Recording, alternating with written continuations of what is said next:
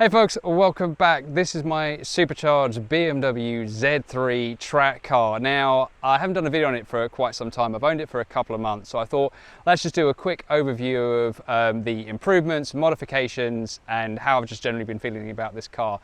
Big shout out to my daughter for filming again. She's ecstatic as always to help me out. No, she's pulling some faces, but again, it'll help us just keep this video rolling. So let's talk about the most important thing, how this car makes me feel, because what it's really helped me understand is how much I missed owning a convertible. There's something about having the top down and just being able to experience more of the road that has really cemented just how important it is for me to have a convertible. You know, just being able to go out whenever, as long as it's not wet, just being able to have the top down is just so cool. So this has been really good. Even just going out late at night during the summer, 10 o'clock, roof down, just going out for a drive has just been really cool. So regardless of what I ever do with this car next, I don't think I'll want to be without a convertible for too long, because I just think they're so cool.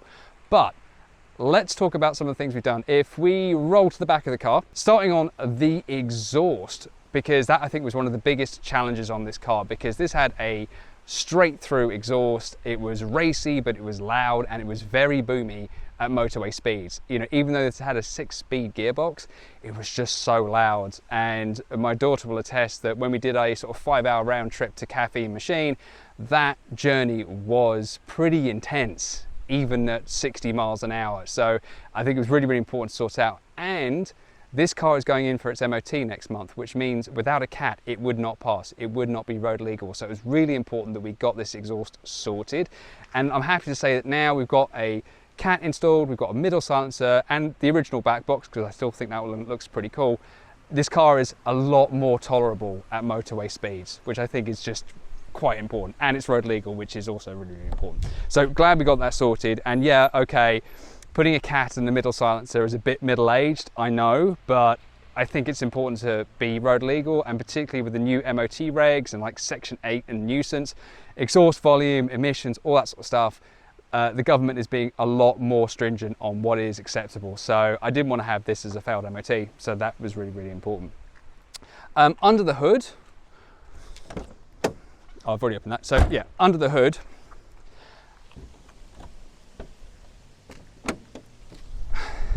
it's pretty much as was. I haven't done any changes. I've got it booked in for a oil change because I just don't have time to do it right now. And that's because we are doing a track day next week. First time out on track with this car, super excited. Not too sure if I'm going to be able to do any filming. I hope I do, because I think it'll be really entertaining on track. And even though I didn't have any time to do any oil change, it was actually going to be a challenge anyway, simply because of the ride height. None of my jacks essentially will fit underneath here, and I didn't really have a good solution or a safe solution to get it sort of propped up, because this is quite low. And this is probably another thing I'm going to change in the future, is just raising up this ride height a little bit, because it is very low, but also it's super stiff. And what I recently discovered is that this actually has fully adjustable coilovers, not just for ride height but also dampers as well. And I want to be able to just basically raise the ride height a tiny smidgeny bit, and then just soften up the dampers a smidgeny bit, and that will just improve, I think, the overall sort of ride comfort for not just me but also my passengers. I would do it before the track day, but this strut brace needs to be removed, and the bolts were quite well on, and honestly I didn't want to make any major changes ahead of the track day, because I don't want to kind of have wasted that money with the car breaking down or some issue, something like that. So once I've come back from the track day, I'm going to whack off the strut brace, sorry, soften up the dampers just a little bit, as I said, and I think we'll be good. It's a shame that these are a little bit more difficult. The rears actually, can you still see me? Yeah, so the rears actually have little dials, super easy. These ones don't. I'm not too sure why. They just seem to be a bit different, but that's something I'm going to do in the future. But let's talk about some of the other sort of quality of life improvements I've been doing on this car. Let's move over to the interior.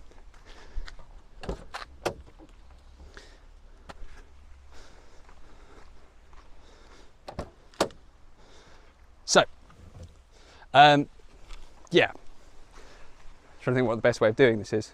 So yeah, one of the things we've done, if you come here, angle here, yeah, can you see? I've replaced the steering wheel, because the steering wheel that came with the car, it was factory, was the original, but it made the car feel really old. This is obviously a car from 1997, and that makes it a really, really old car, but the original steering wheel just made it feel positively ancient. So this is an E36 M3 Sport steering wheel.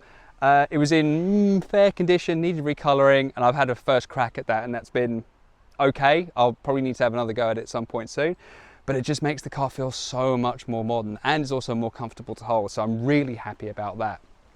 Other things we've done, we've deployed more gaffer tape to hold the interior together, because this is been rattling like something else. So long term, I need to figure out a proper solution for this, but gaffer tape has done me for the last month or so, so I may keep it. Other things we've done is, come closer, daughter. If you've watched any of the other videos, you'll have seen that this interior was all silver and it looked absolutely shocking. It was in poor condition, and what it turned out to be was it was all stuck on. And so I removed it, and that lifted the interior. But when I did, the original center console had some metal bits stuck to it.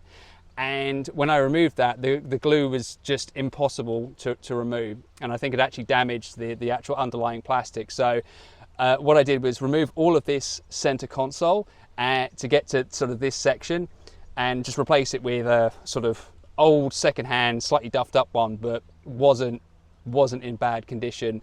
And also this sort of little binnacle thing here had, again, plastic like glue stuck onto it, but also holes that have been made with like a soldering iron for cables and stuff, and it just looked awful. So removed that, and also whilst I had this out, it was a good time to replace this clock, which was just not working particularly well. The backlight had gone. So all of that's done, and it just makes it feel a little bit nicer, a little bit more cohesive, even in a car as odd looking as this one. And I think really enjoying it. These seats are still in the exact same position they were. I've not found a good solution, so this is why we have the tactical cushion in place, but it'll do for now, and I'll figure out a better one at some point soon. I've been chatting with Taylor about getting some other buckets fitted, but we've just not had time to kind of align our schedules.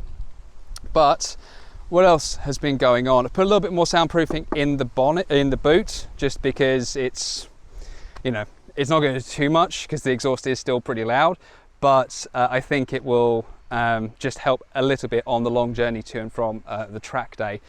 And the only other thing I think I've done recently is to do with the hood. Now, this hood has seen better days. The color's okay, but there's kind of some little kind of just bits going. Essentially, it needs to be replaced. It still has this gaffer tape bit at the back because there's a hole in it, and it just looks a bit shambolic. But one of the things I have done is just taken a polishing kit to it, just to try and get rid of some of the opaqueness in the plastic rear screen. I don't really care about sort of the long-term health of it, because if I am keeping this car longer term, and I'll talk about that in a minute, one of the things would be just getting this roof replaced. It'll cost about £900, so I'm kind of waiting to decide if I'm going to keep it.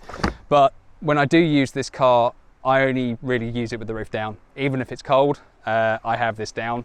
It's just, I enjoy convertible life. And also, as we move into winter, one of the things I've been thinking about is getting a hardtop installed, which I think should be okay, even with the roll cage.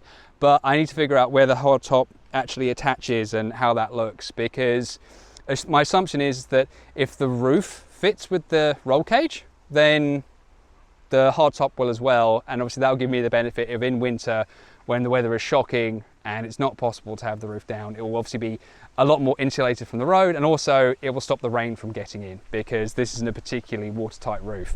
And that might be a more kind of cost-effective way of, you know, sorting out this roof issue. And then when the summer is, or the weather warrants having the roof down, then I'll just have it down and I won't need to worry about getting this one actually replaced. Don't know. Need to have a think about that. But actually, like, kind of neatly leads me on to plans for the future for this car. And there's really three routes that I think we can take. So one, it's we keep the car as is, and we don't do anything about it, or don't do any sort of other changes. A little bit of fettling here and there, but essentially what you see is what you get. Option 2 is we continue down the path of this being a track car. Currently it is kind of got, you know, a finger in each pie, if you will. So it has all of this interior, but a lot of it's stuck on by gaffer tape. Do we just, you know, rip off the band-aid, if you will, and remove all of the interior and make it a proper track car, remove the door cards, make it all lightweight?